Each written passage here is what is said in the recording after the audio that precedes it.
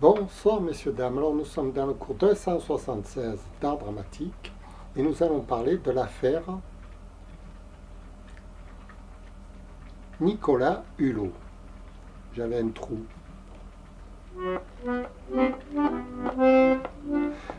C'est l'affaire du jour. Ce soir, je viens de voir qu'il va être mis en examen, enfin, être interrogé sur des faits qui se sont passés il y a 30 ans, sur des gens qui l'accusent de... Enfin, vous verrez de quoi ils l'accusent.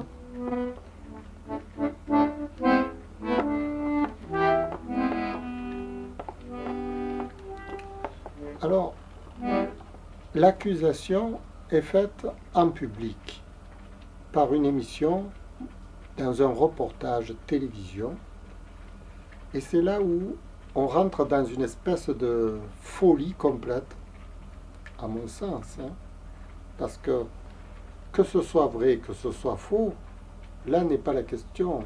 La question est de savoir comment des gens peuvent accuser quelqu'un en public, comme ça.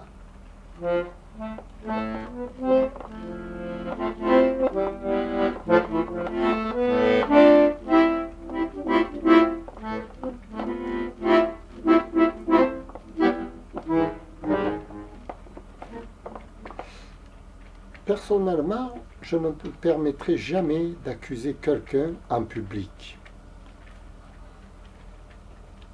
Devant une télévision, ce n'est pas un endroit pour parler de ces choses-là. On parle de ces choses-là dans un tribunal, avec des preuves, avec un avocat, à huis clos. Enfin, on ne répand pas toute l'affaire en public. On ne répand pas ses états d'âme, sa vision du monde, qui met en cause une personne, comme par exemple Nicolas Hulot. Là, j'en parle de Nicolas Hulot, mais je ne le mets pas en cause, ni je dis c'est vrai, ni je dis c'est faux. Je me mets hors jeu. Ce n'est qu'un exemple. L'exemple dans lequel c'est un sujet d'actualité. Pourquoi des gens se permettraient d'accuser quelqu'un devant des millions de spectateurs? C'est grave. Surtout dans une émission de reportage journalistique. Le journaliste n'est pas là pour recueillir des témoignages.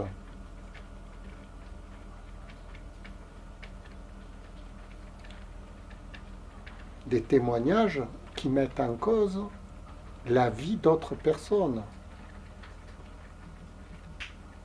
C'est un peu condamner quelqu'un. À partir du moment où vous portez des accusations à la télévision sur un personnage, automatiquement, vous affirmez votre vérité. Mais votre vérité n'est peut-être pas la vérité tout court. Alors pourquoi un journaliste fait-il un reportage sur des imaginations et sur de la fabulation? Parce que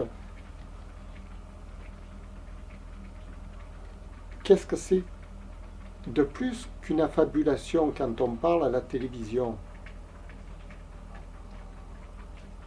Surtout si cette affabulation met en cause quelqu'un dans son intégrité, dans sa vie de tous les jours. Ça, c'est une faute grave pour un journaliste de mettre quelqu'un en accusation face à la télévision, face au monde entier. Le journaliste n'est pas là pour ça. Le journaliste, il est là pour recourir, pour faire des reportages lui-même. C'est-à-dire reporter ce que lui pense des choses.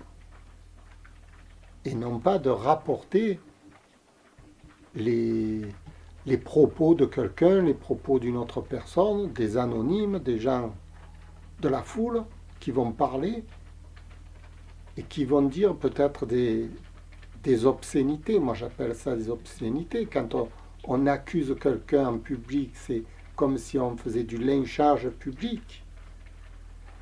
Et cet acte criminel n'est pas du tout pris en compte par l'autorité des médias populaires qui estiment que c'est tout à fait normal de pouvoir critiquer, de pouvoir assassiner quelqu'un en public, sur la place publique, sans lui donner les moyens de se défendre. Dans quel monde on est? Une personne qui a commis tout acte délictueux,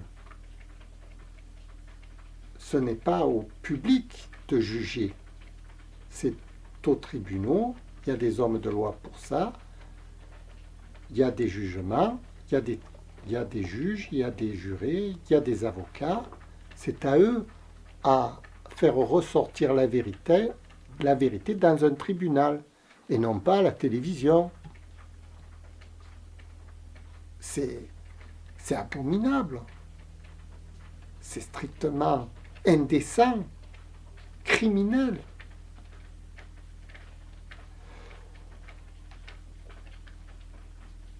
Vous avez le droit de parler à la télévision, c'est pas la question, mais dans le cadre bienveillant.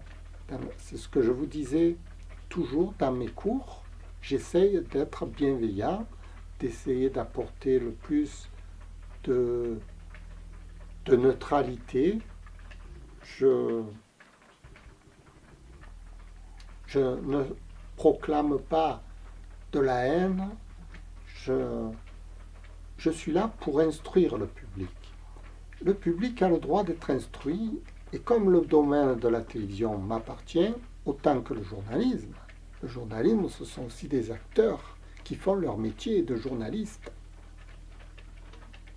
Et leur métier de journaliste n'est pas là pour déchaîner la haine et de répandre la méchanceté à la télévision. C'est interdit de faire des choses comme ça. Même s'ils ont raison, ils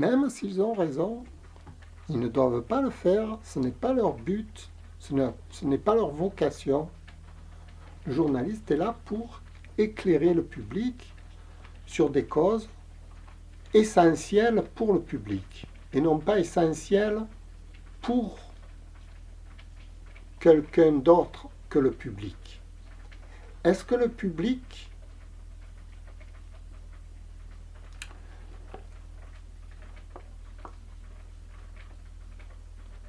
sort grandi d'une histoire pareille?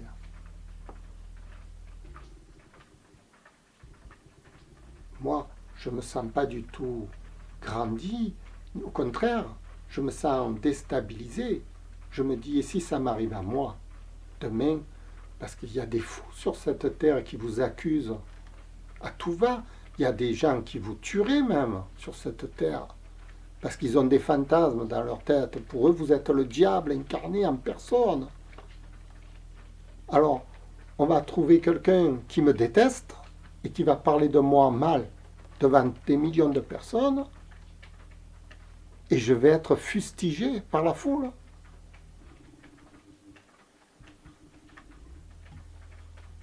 C'est horrible. Le journaliste n'est pas là pour ça, n'est pas là pour répandre la mauvaise parole, mais les médisances, ni la rumeur.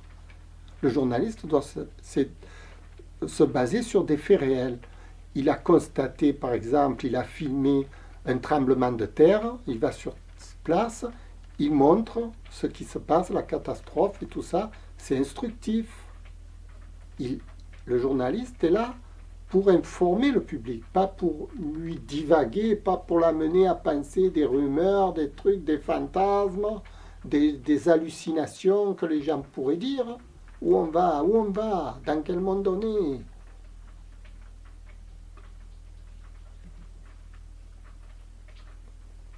Vous voyez, c'est un peu comme lorsqu'on parlait de la vaccination. Les journalistes parlent de la vaccination, ils font parler n'importe qui, et moi ça me plaît la vaccination, et moi ça me plaît pas, tatati, tatata, mais c'est que des rumeurs qu'ils répandent. Où est le journalisme concret? Le journalisme concret, ça base sur des faits réels, pas sur des hallucinations de telle personne qui va parler, qui va dire ceci, qui va dire cela. Où on est là? Voilà. Moi, je me révolte, encore une fois, ce soir, contre cette médiatisation qui est malsaine en France. Malsaine, oui, c'est en France que ça se passe. Hein. Je suis désolé, et je suis français, j'ai le droit, en tant que spécialiste de l'audiovisuel, j'ai le droit de dire ce qui est correct et ce qui n'est pas correct. Voilà, parce que je suis un professeur d'art dramatique. Je vous remercie de m'avoir écouté. Ça sera court ce soir parce que c'est trop pénible. Je le comprends, Nicolas Hulot. Il va se suicider, le gars. Vous voyez, vous le condamnez de choses horribles. Mais il va se suicider. C'est beau. Est-ce que c'est beau? Vous avez tué quelqu'un, voilà. Vous êtes heureux, vous êtes content. Ça ne devrait plus exister, ces choses-là. Voilà. Au revoir. Écoutez, cher public, je vous embrasse. Vous avez été merveilleux. Vous m'avez écouté. Et j'espère à la prochaine. C'était le cours 276 d'art dramatique, le mensonge à la télévision, l'affaire Nicolas Hulot. Pa, pa, pa.